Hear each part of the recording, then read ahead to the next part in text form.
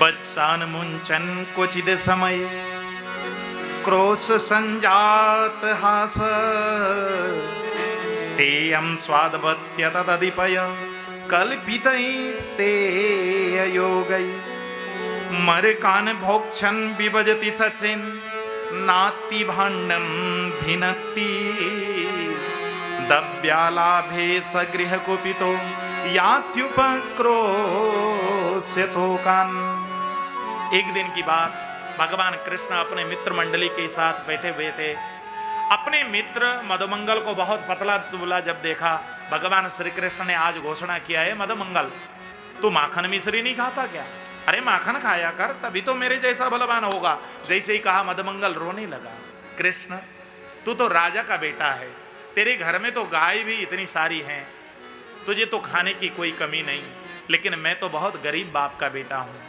जो घर में एक दो गाय हैं उसके भी दूध ले जाकर हमारे पापा बाजार में बेच के आते हैं, तभी घर का खर्च चलता है। इतना कहना था। भगवान श्री कृष्ण से अपने मित्र की वो दशा देखी नहीं गई। भगवान कृष्ण बोलने लगे, मित्र यदि ऐसी बात है तो अब हम एक काम किया करेंगे। मधुमंगल ने पूछा कि भगवान क्या करोगे बताओ? भगवान ने कहा कि हम चोरी किया करेंगे। चोरी? किस बात की? भगवान ने कहा कि माखन की चोरी करेंगे, और क्या? इतना कहना था। मधुमंगल बोलने लगे, ना कहीं कन्हैया, हम चोरी ना करेंगे बिल्कुल भी। यदि तुझे करना हो तो करियो, हम तेरे साथ बिल्कुल ना रहेंगे। इतना कहना था।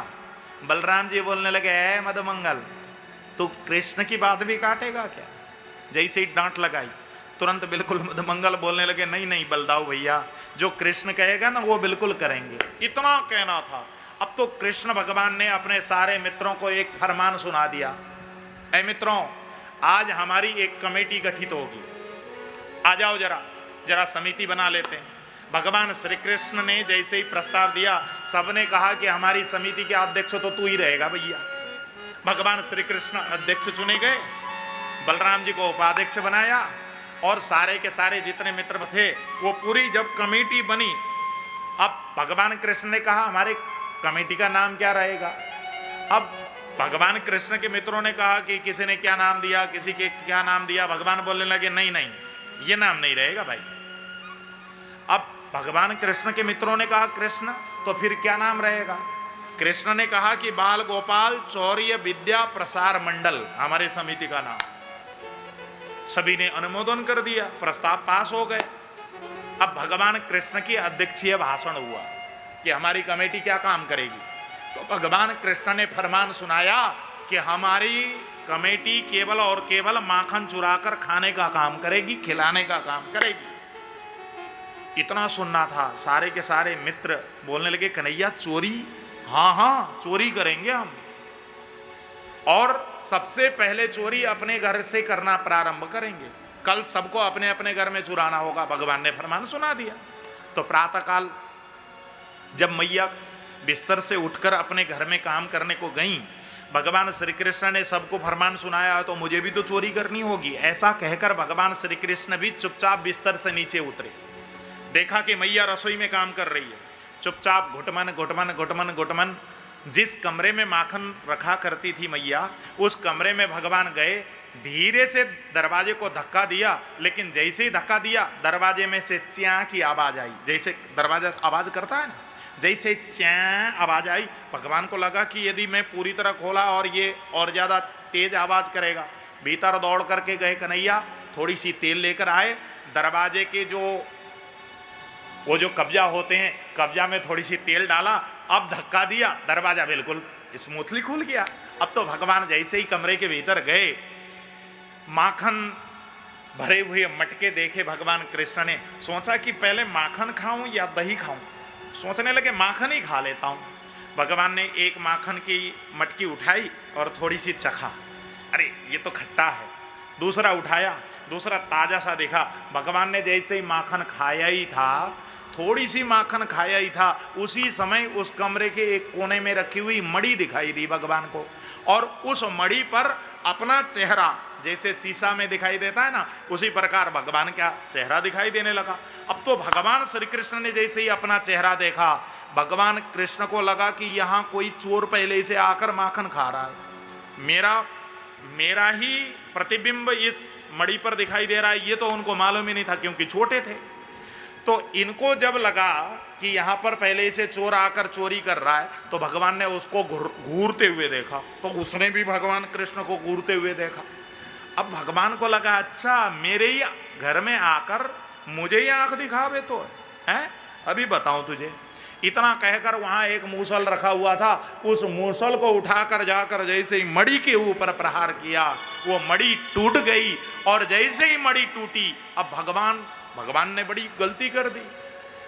अब जो बच्चे, छोटे बच्चे जो गलती करते हैं ना, तो वो क्या करते हैं, वो रोने लगते हैं। तो भगवान वहीं पर बैठकर रोना प्रारंभ कर दिया। भगवान ने जैसे ही कन्हैया की रुदन की आवाज सुनी, यशोदा मैया दौड़ दौड़ करके आई और आकर कन्हैया के सामने जैसे ही वो टूटी हुई मड़ी को देखा, कन्हैया को आकर मैया ने पूछा लाला क्या हुआ। कन्हैया ने कहा मैया यहाँ एक चोर आया था और उस चोर को मारने के लिए जैसे ही ये मुसल से मैंने उसके ऊपर मारा, वो तो भाग गया और ये मड़ी टूट कर देखो ना मैया, मैंने कुछ नहीं किया। भगवान जब रोने लगे, मैया समझ गई। तुरंत मैया ने कन्हैया के कान पकड़े और मैया बोलने लगी लाला तुम मुझे अभी एक बिलात को तो भयो ना और मुझे बेच चल दियो तूने, है लाला तू अच्छा इतना बात मुझे वो मुझको बता दे कि तू इस कमरे में क्यों आया। इतना कहना था। कन्हैया बोलने लगे मैया वो तो मैं जब बिस्तर से उठा ना, मैं तुमको ढूंढते हुए इधर चला कि कहीं मैया इधर तो नहीं है, तो इस कमरे से एक बिल्ली निकल करके बाहर चली गई। मुझे लगा कि बिल्ली ने नुकसान बहुत कर दिया होगा, तो मैं चेक करने लगा माखन। तो मैं जब माखन चेक करने लगा तो यहाँ पर कई सारे मक्खी लगी हुई थी, तो मक्खी को भगाने लगा। उसी समय वो चोर को मैंने देखा मैया, और जैसे ही चोर को देखा उसको डांट लगाने लगा, तो उसने आंख दिखाई, मैंने उसको जैसे ही मारा मैया ये टूट गई। इतना कहना था। मैया ने भगवान कृष्ण के मुंह पर लगी हुई माखन को जैसे ही देखा, अब भगवान कृष्ण से मैया बोलने लगी ए लाला मुझको इतना बता दे कि तेरे मुंह में माखन कैसे लग गो। कन्हैया बोलने लगे मैया वो तो जब मैं वो माखन चेक कर रहा था ना, उसमें चींटी लगी हुई थी, मक्खी लगी हुई थी, मैंने सोचा कि जरा मक्खी निकाल करके फेंक दूं, ये इसमें माखन में सड़ जाएगी तो मुझे ही तो खाना पड़ता है। जैसे ही हाथ लगाकर माखन में से जैसे ही मक्खी को हटाया, उसी समय एक चींटी ने मेरे गाल पर काटा। मैंने उस चींटी को मारने के लिए जैसे ही गाल पर अपने माखन सने हुए हाथ से जैसे ही थप्पड़ मारा, उसी समय वो माखन मेरे गाल में लग गई। मैया मैंने कछु ना कियो। इस प्रकार जब भगवान कृष्ण की बात सुनी, मैया समझ गई और मैया ने आज भगवान कृष्ण का कान पकड़कर कहा लाला तू एक बिलात को हुआ नहीं और मोह को बेचवे को चल दियो, ए लाला चल उधर। डांट लगाई मैया ने। और आज जैसे ही मैया भीतर लेकर के गई, कन्हैया को स्नान कराया, श्रृंगार किया, उसके बाद कन्हैया अपने मित्र मंडली के साथ चले गए। मित्र मंडली को जाकर कन्हैया ने पूछा है मित्रों तुम लोगों ने आज चोरी की कि नहीं। मित्रों ने कहा हाँ कन्हैया, लेकिन मैया ने खूब मारा। किसी ने आकर कहा, किसी ने क्या कहा, किसी ने क्या कहा। अब कन्हैया ने भी कहा कि मुझे भी मैया ने पकड़ लिया भैया। अब तो कन्हैया के मित्र बोलने लगे कन्हैया आज तो बोहनी भी हमारी बिल्कुल शुभ नहीं गई है, अब हम चोरी न करें तो अच्छा है। कन्हैया बोलने लगे ना कुछ भी हो चोरी तो करेंगे। अब गोपियों के घर में जाकर जब कन्हैया अपने मित्र मंडली के साथ चोरी करने लगे, गोपियां रोज शिकायत लेकर के आने लगी। और जैसे ही शिकायत लेकर आने लगी, यशोदा मैया ने कहा है गोपियों तुम्हारा और कोई काम ना है का, आज के बाद मेरे सामने तभी आना जब रंगे हाथ पकड़ करके लेकर आओ। यदि रंगे हाथ नहीं पकड़ पाओगी तो मेरे सामने बिल्कुल मुंह उठा के शिकायत करने मत आइयो। जैसे डांट लगाई। अब ये गोपियां गईं और सारा के सारा एक मीटिंग किया। अब इस कन्हैया को पकड़ना जरूर है। अब मीटिंग किया, उसी समय कन्हैया फौज फर्राट लेकर गोपियों के कॉलोनी में जैसे ही जा रहे थे, उसी समय गोपियों ने आवाज लगा दी। सभी गोपियों के सामने चिल्ला करके आवाज लगा करके कहा, गली गली में शोर मचने लगा, कन्हैया आ गया है, माखन चोर आ गया है। आज ब्रिज की गली गली में सो आयो आयो माखन चोर, ब्रिज की गली गली में सो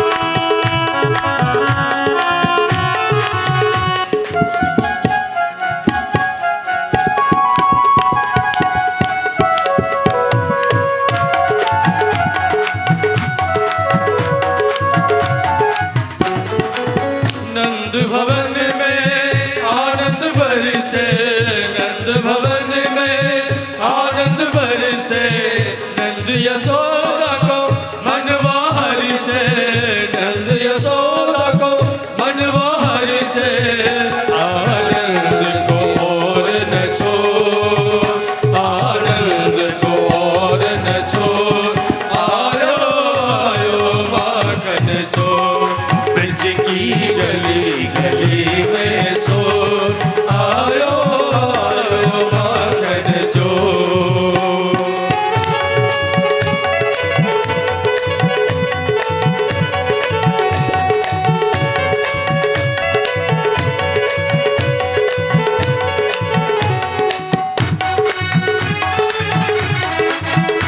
माखन चोर भगवान की जय हो।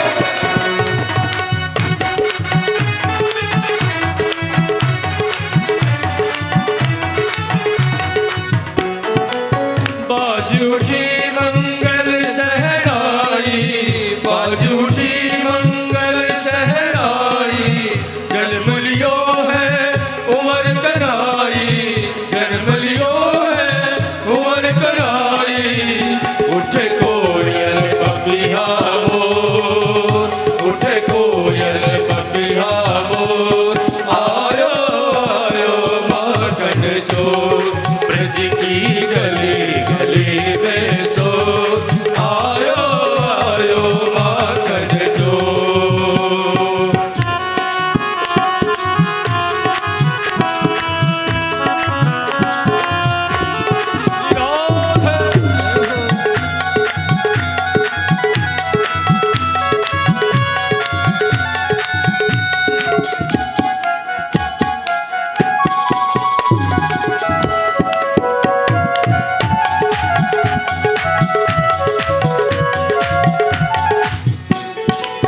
हिल मिल सखिया मंगल गावे, हिल मिल सखिया मंगल गावे, ग्वाल बाल सब धूम मचावे, ग्वाल बाल सब धूम मचावे, सबके मन उठे हिलो, सबके मन उठे हिलो, आयो आयो माखन चोर, ब्रज की गली गली में सो, आयो आयो माखन चोर।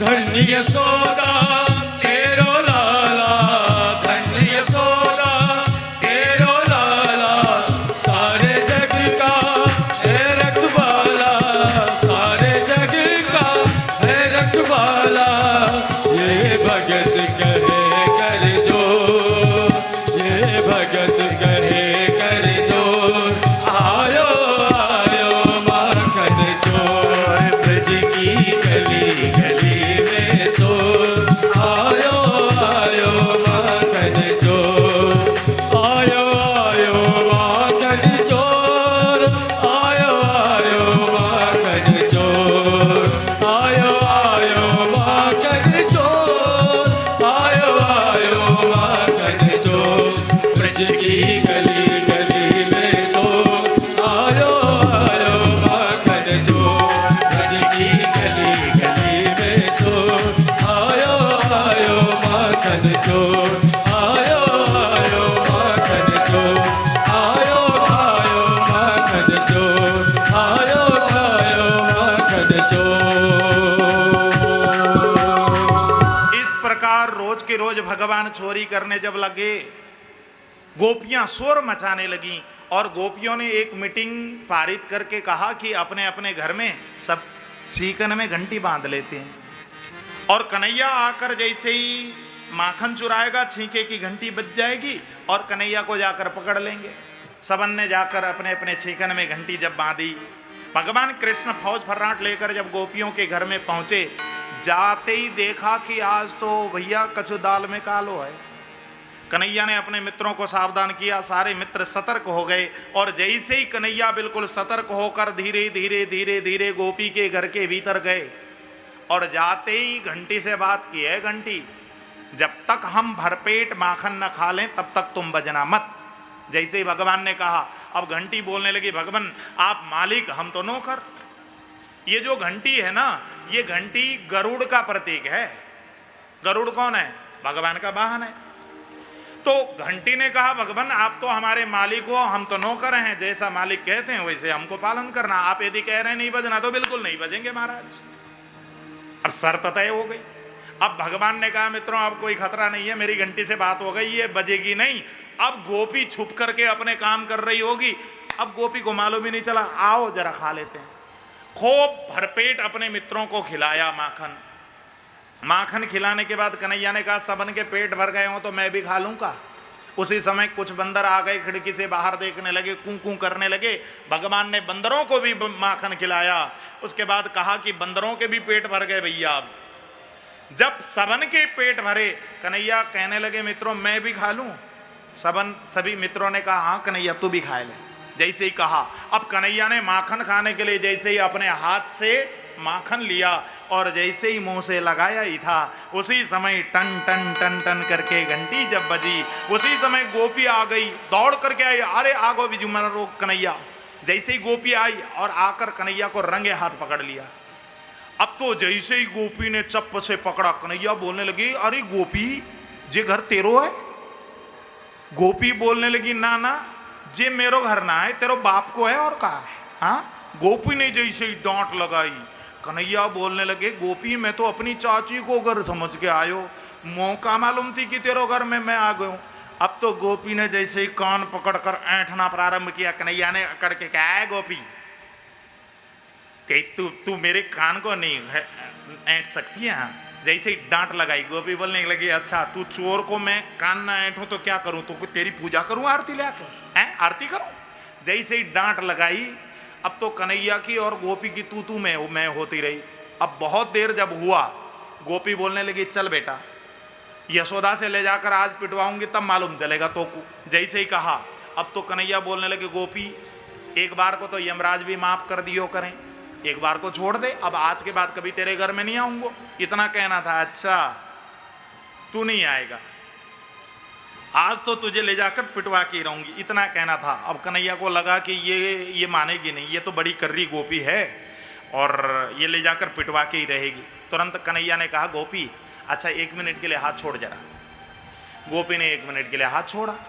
कन्हैया सीधे पहुंचे घंटी के पास। क्यों री घंटी, जब तुझे मैंने बजने से मना कर दिया था तो तू बजी क्यों?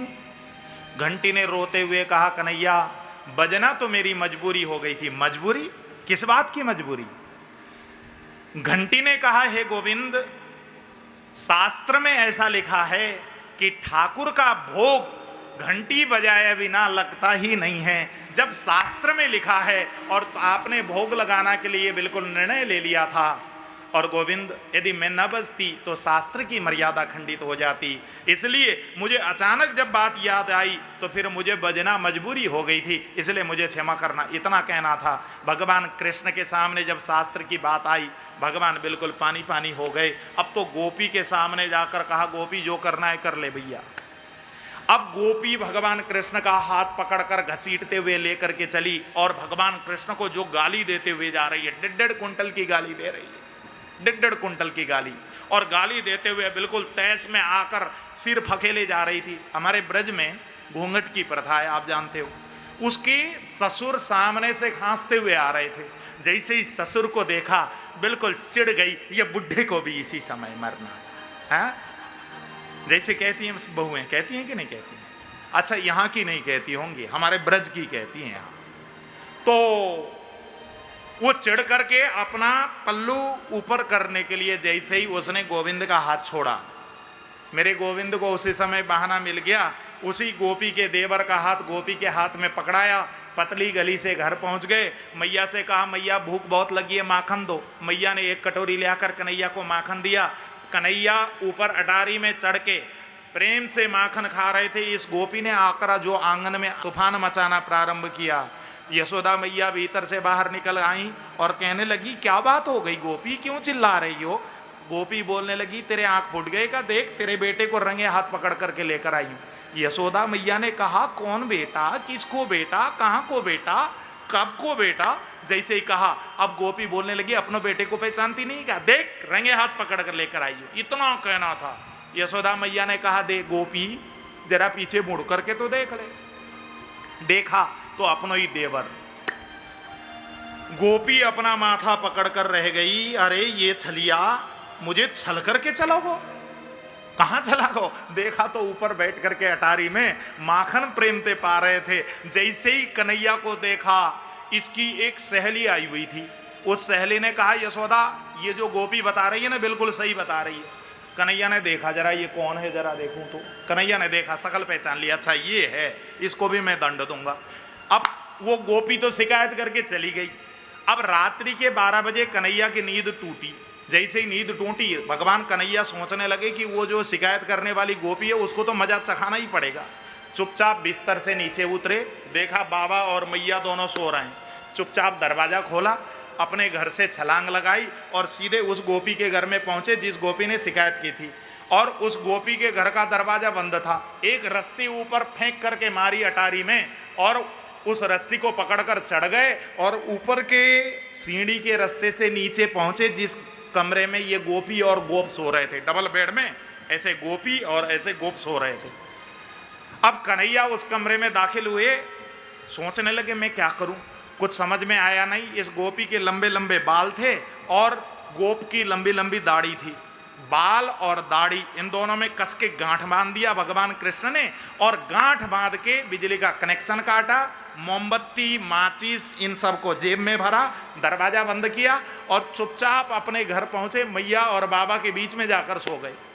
अब ये गोपी को रात्रि के 3 बजे प्यास लगी। जब प्यास लगी तो पानी पीने के लिए जैसे ही इसने बेड से नीचे की ओर पैर रखा और जैसे ही उठ खड़ी हुई गोप चिल्लाया अरे मेरी दाढ़ी।